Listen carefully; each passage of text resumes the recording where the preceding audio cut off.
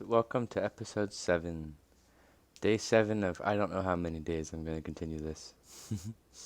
um,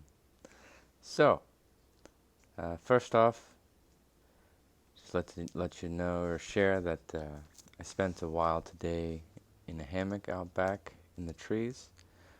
And it was very refreshing. Highly recommend spending time in nature. Make more time to be with the trees and the sound of the birds and the crickets and cicadas and things. It's really nice just to kind of step out of our own little human worlds and stories and drama and just listen to nature. So today's topic, continue a little bit from what I was talking about at the end of yesterday on how to deal with someone in a really intense emotional state.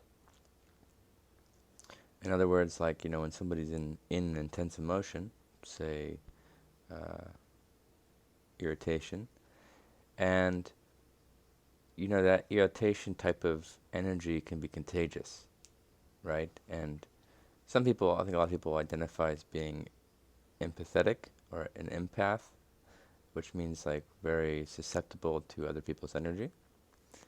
And it's not always a bad thing, except for the fact that you can't, if you're so intimately sensitive to everyone else's energy, then you're gonna get like washed all over the place, like in a. Whereas going into some deeper practices and learning how to be around somebody in a negative state without allowing it to seep into yourself is really important, right? Because otherwise, it's just like you're um, sort of helpless to the atmosphere, versus being very anchored and grounded to where it doesn't really matter who you're around. You're always anchored in your own presence, in your own peace or happiness or joy or something of the positive nature. So, a big piece to being non-reactive around somebody who's in a really reactive state is it's a very subtle, but it's a resistance to them, to the other person being in a negative state.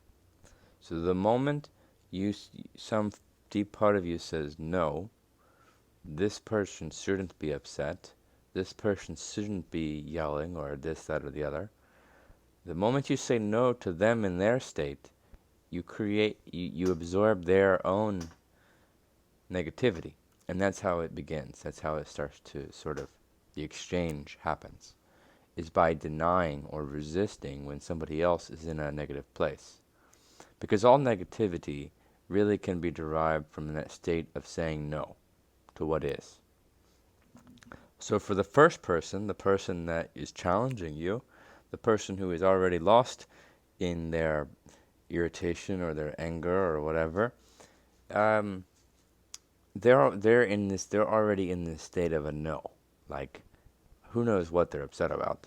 But whatever it is that they're upset about, some part of them is screaming, no, this is not okay, this is not right, this shouldn't be this way. And in that inner no is the fundamental of any negative experience. Um, so for us, though, how do we handle somebody who's in an inner no? We have to be mindful of our own resistance, of our own desire for them to be different than the way they are, and for the present moment to be different than the way it is. Now, so let's say somebody's, you find yourself with somebody who's in a really intense moment, right? I don't know, something bad happens, and they're just in a really foul mood.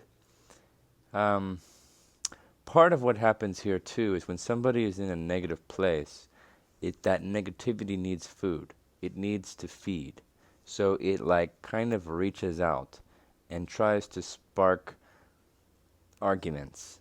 And some part of us knows like our buttons.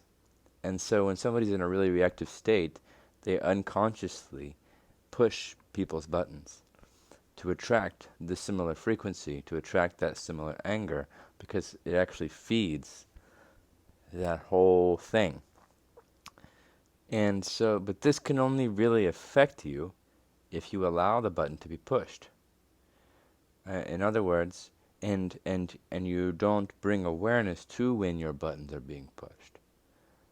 So if someone is saying something or doing something and it's stinging you in some way, it's hitting something inside of you, how you choose to react with this new knowledge, this new awareness or experience, very much determines whether you fall into it or you learn from it. If you learn from it, then you'll catch yourself going, like this feeling of like, no, like not again, or oh, I don't have time for this, or this isn't fair, or they're just crazy, or who knows, whatever comes up in us.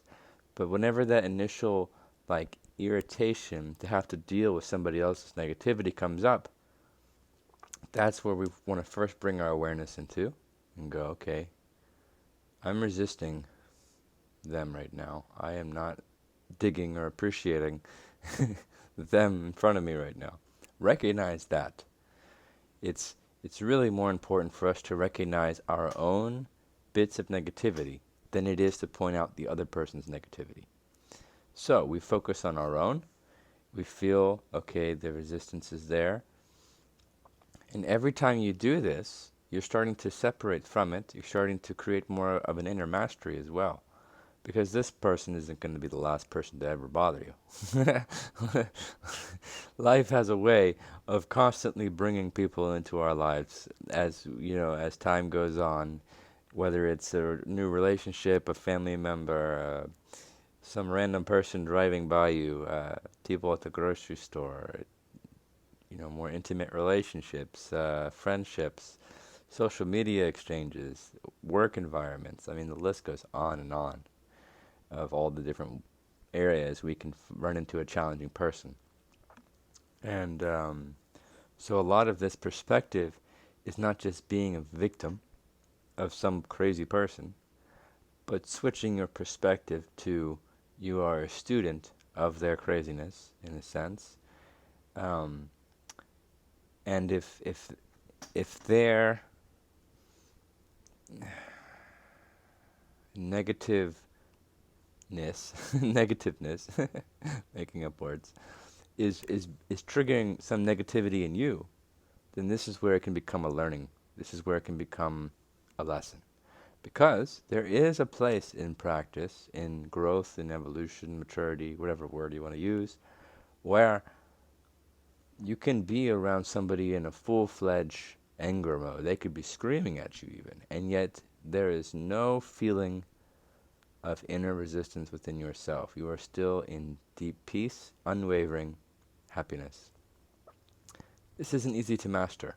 It takes a lot of practice, but it is possible. And once you are able to master the ability of being non-reactive amidst somebody else who's really reactive,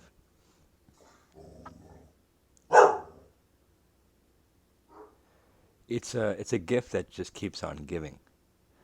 The ability to handle our own reactivity not only frees us from that very uncomfortable experiences, the suffering, but it also has lots of other beautiful gifts behind it. If you're a parent, being able to stay non-reactive when a child's being reactive is a huge gift for that child, right? To not create violence. If you have friendships, it can help hold or heal friendships or family relationships. Whereas when we don't have this ability to slow ourselves down and learn how to control our reactivity, it can create so much more drama in so many different ways and in areas of our life that we really feel are important. But then the drama pulls us in and we lose our practices and we lose something that we feel some deep down is really important to us. So this practice of non-reactivity, last thing is don't be hard on yourself when you do become reactive. Just keep doing your best. And one moment at a time, when you do become reactive, just admit it and let it go and try to catch it quicker next time.